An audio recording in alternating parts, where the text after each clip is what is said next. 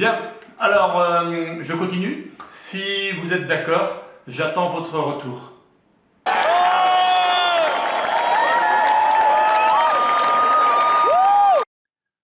Ah mais quel succès, je n'en reviens pas. Mais enfin bon, puisque vous le demandez, on va poursuivre. Maintenant, on va passer sur les parties un peu plus quantitatives, ce que vous attendez avec impatience. C'est-à-dire qu'on va d'abord se livrer à des mesures sur un public test représentatif beaucoup plus large que les 10 personnes qu'on avait vues auparavant. Là, ça va être sur des populations un peu plus grandes où on va commencer à faire des sondages. On va mesurer le potentiel d'impact, par exemple, l'effet sur les consommateurs, les effets, à chaque fois j'ai mis au pluriel, hein, c'est normal, sur l'image de marque.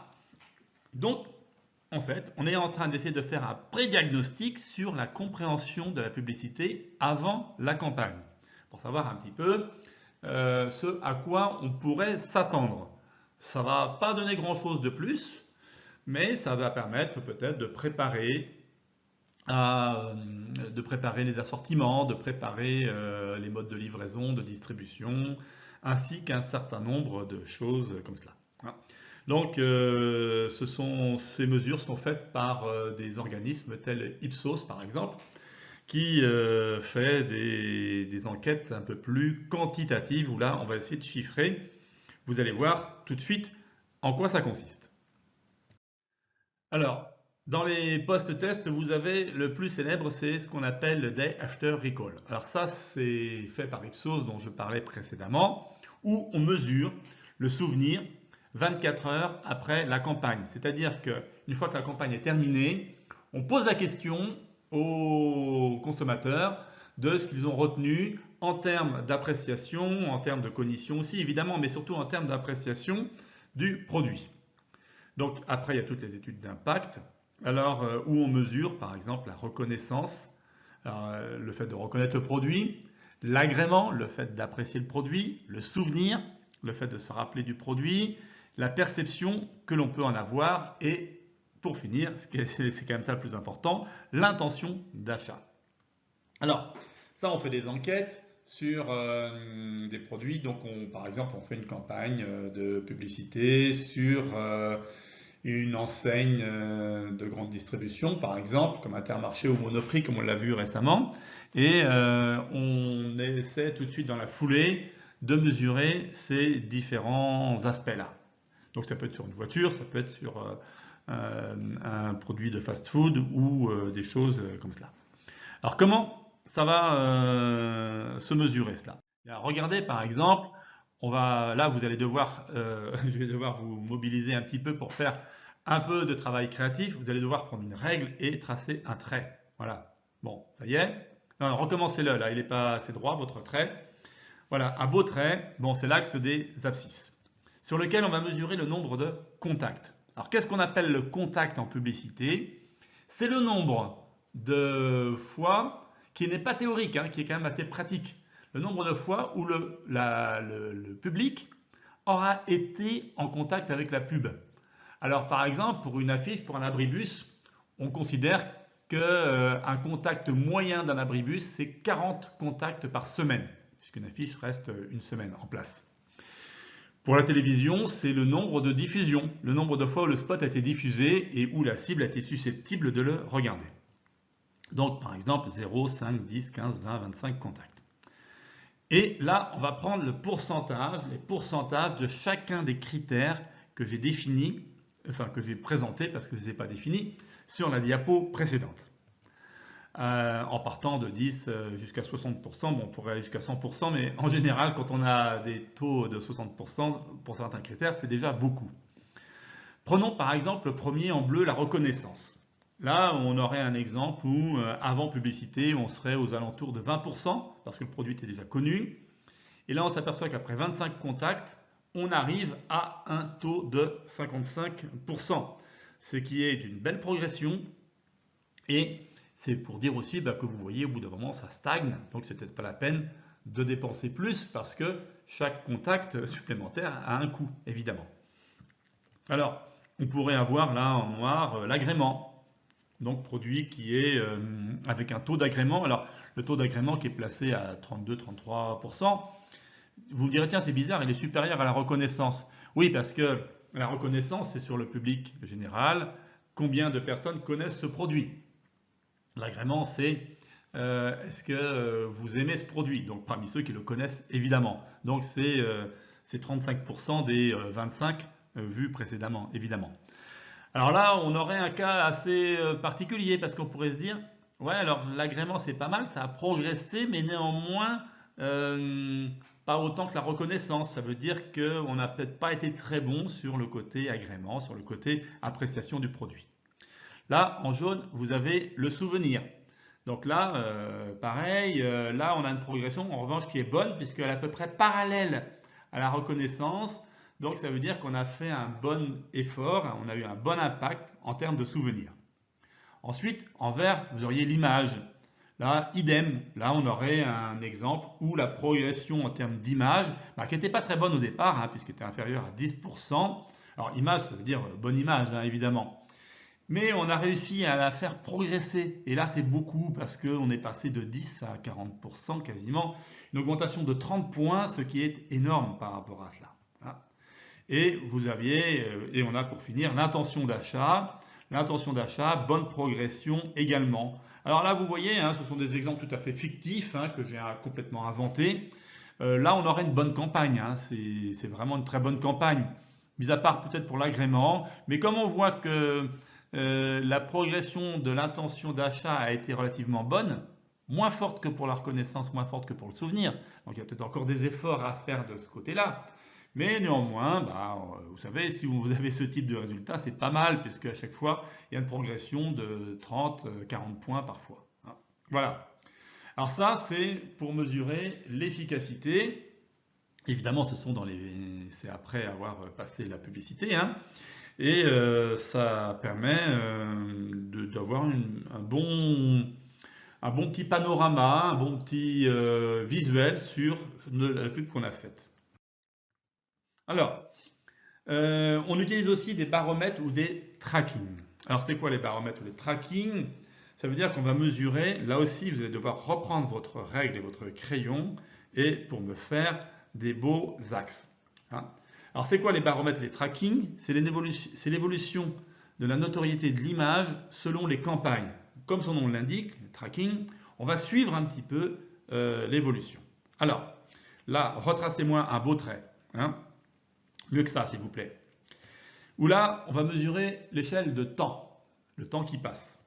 Et en ordonnée, nous allons mesurer la notoriété d'un produit. Alors j'ai mis notoriété, ça pourrait être l'agrément, ça pourrait être n'importe quel autre critère.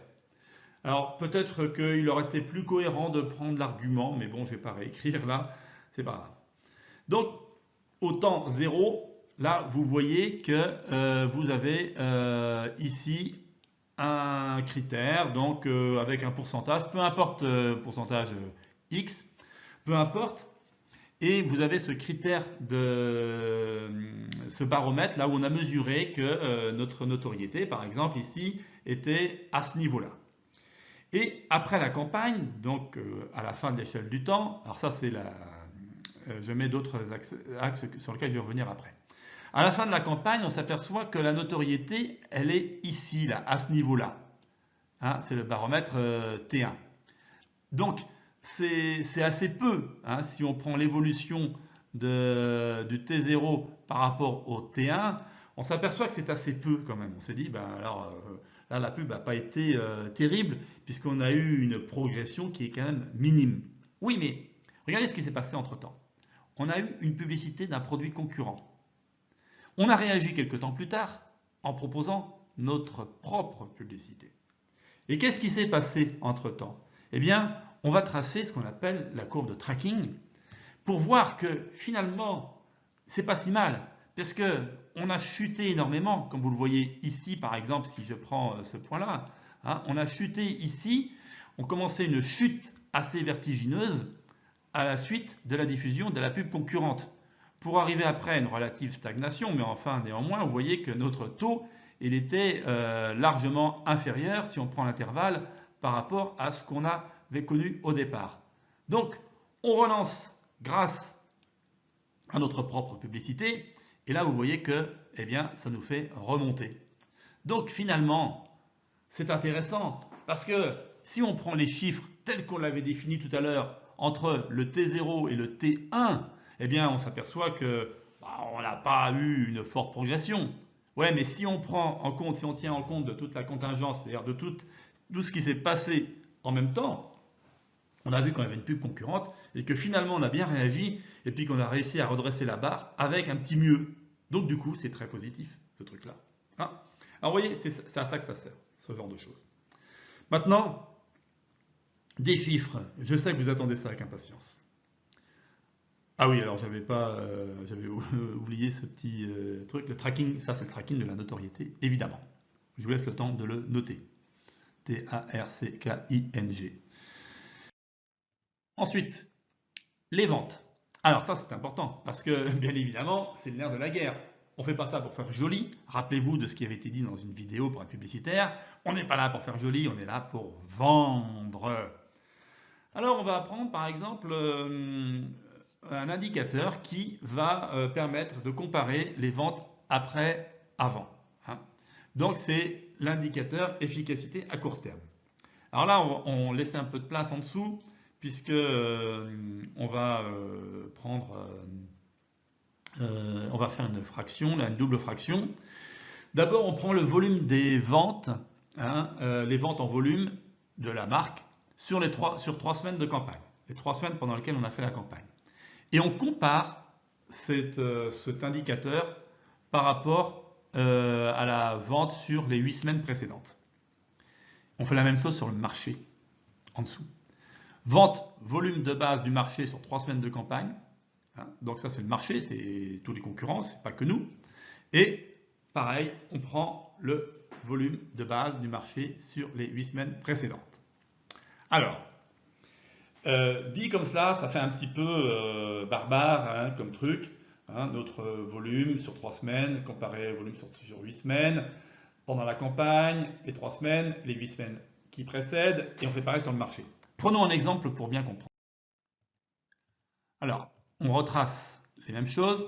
On va se dire que par exemple, on prend un indicateur sur les 3 semaines précédentes, on a une progression de 60. Alors 60 quoi? C'est un indicateur, hein, c'est juste un indice. Donc c'est pas, ça pourrait être 60 millions d'euros ou ce que vous voulez, mais on va dire que c'est une progression de 60. Les 8 semaines précédentes, on a une progression de 80. Alors déjà, on constate une chose, c'est que sur 8 semaines, on a une progression de 10 par semaine, que sur les 3 semaines, on a une progression de 20 par semaine. Donc déjà, on pourrait se dire, ouais, c'est pas mal. Ça veut dire que pendant la campagne, on a plus progressé. Pendant ce temps-là, le marché, il a bougé comment? Eh bien, le marché, 300, par exemple, c'était 100 par semaine. Hein, donc nous, ça voulait dire qu'on faisait 20% du marché à peu près. Et sur les 8 semaines de précédentes, 800, donc 100 par semaine également. Donc là, une progression, hein, je vous dis, c'est un indicateur qui ne mesure rien, il n'y a pas d'unité. Hein. Donc ça, c'est la progression du marché. Donc ça veut dire qu'avant, on représentait, on était à peu près à 10% du marché, et là, on en a à peu près à 20. Alors, 60 sur 80, ça fait 0,75. 300 sur 800, ça fait 0,375. Alors, vous voyez, il y a la fraction du dessus, la fraction du dessous. Et si je divise 0,75 par 0,375, j'obtiens 2. Ça veut dire que je double. Qu'est-ce que je double? Eh bien, j'ai un indice 2, ça veut dire que j'ai doublé mes ventes par rapport à au marché et par rapport à une situation normale. Donc là, si j'arrive vraiment à ce résultat, bah c'est magnifique. 2, vous vous rendez compte, j'ai doublé les ventes. Alors bon, il faudra voir après en termes de budget ce que ça représentait et si le jeu en valait la chandelle. Mais néanmoins, déjà, on pourrait se dire que c'est pas mal, quoi, hein, quand on a doublé quelque chose. Donc à partir du moment où cet indice dépasse 1, et quelques, c'est bon. Alors 2, 3, 4, 1,5, 1,2, c'est bon aussi. Voilà. Alors ça, c'est pour l'indicateur sur les ventes. Et je vais terminer aujourd'hui par la cerise sur le gâteau, le GRP. Ah, voici une notion encore importante. Le GRP, Gross Rating Point, c'est ça que ça veut dire à la base. Vous verrez souvent dans des résultats de campagne publicitaire, à la télévision notamment, mais pour l'affiche aussi, où on vous donne un indicateur GRP. Alors GRP, c'est quoi l'unité de mesure? C'est rien, hein, c'est un indicateur, encore une fois. Parce que si vous multipliez des carottes par des poireaux, ça ne vous donne pas des poireaux carottes, hein, ça vous donne un indice. Alors le GRP, c'est un indicateur de pression publicitaire, je relis avec vous, essentiellement utilisé pour les médias, donc acronyme de Gross Rating Point, mais ça je viens de le dire, qui correspond au nombre de contacts publicitaires obtenus sur 100 individus de la cible visée. Alors le GRP, on multiplie la couverture en pourcentage par la répétition moyenne. Si une campagne couvre 50% de la population de la cible avec une répétition moyenne, c'est-à-dire c'est le nombre de contacts, hein, la répétition, de 8, alors on multiplie 8 par 50. Alors 50% c'est 0,5 hein, normalement. Mais là on prend, parce que comme c'est un indicateur, après on fait ce qu'on veut. Donc on prend 50. Là, on prend la valeur 50. Donc 50 par 8, ça fait 400. Prenons un exemple comparé. On prend ici deux campagnes comparées à la publicité à la télévision et par une affiche pour le même produit. Donc, coût de diffusion à la télévision, 1 million d'euros pour 100 passages, hein, comme on considère qu'un passage ça coûte à peu près 10 000 euros, ça ce sont des chiffres exacts, hein, pour les grandes chaînes en tout cas. Donc 1 million d'euros. L'affiche, 800 000 euros pour une affiche qui est présentée 8 semaines. La couverture. On couvre à peu près 30% pour une campagne moyenne de publicité à la télévision. Hein. Ça, ce sont des chiffres, hein, ce sont des ordres de grandeur réels. Hein. Vous pouvez me faire confiance. En S3, je reviendrai un petit peu plus sur ces calculs-là, vous verrez. Mais ce sont des ordres de grandeur réels. Alors, pour l'affiche, une affiche en moyenne, donc je prenais l'exemple d'un apribus par exemple tout à l'heure, on considère que c'est 80. En fait, c'est même plus que cela, hein. C'est plus que 80. Mais on va arrondir à 80%. Et on a considéré, comme je vous l'ai dit tout à l'heure, qu'un abribus en moyenne délivre 40 contacts. La télévision, c'est 100 contacts, c'est le nombre de fois où on a diffusé la pub, ou en tout cas où elle a été vue par des personnes. Alors le GRP dans un premier temps, pour la télévision, là, eh bien ici, c'est 30 que multiplie 100, ce qui fait donc 3000. Ici, je prends 80, 40. Hein, 80 que multiplie 40, c'est 3200. Alors, lequel est le meilleur? C'est difficile de dire comme ça. Ce qu'on va faire, c'est qu'on va calculer le coût du GRP. Donc, le coût du GRP, on prend le coût. Alors là, je parle des coûts de diffusion. Je ne parle pas des coûts de création, ça c'est encore autre chose. Hein. Donc le coût de diffusion, 1 million ici pour la télévision, divisé par le nombre de GRP, ça me fait 333 euros. Ça veut dire que je dépense 333 euros pour toucher 1% de la cible une fois.